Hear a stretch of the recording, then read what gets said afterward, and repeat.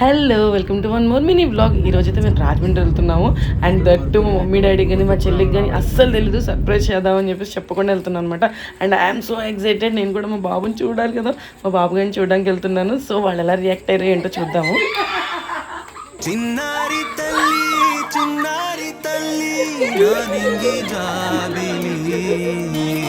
నీవెన్ననంది వెలుగొందుతోంది నా గుండెలోగిలి నీ ఊసులోనే ఉసురాడుతోంది నాన్న ఊపిరి కాలాలు దాటి ఏనాటికైనా చేరాలి నీదరి ఉన్నానంటే ఉన్నానంటూ ఏకాకి మాదిరి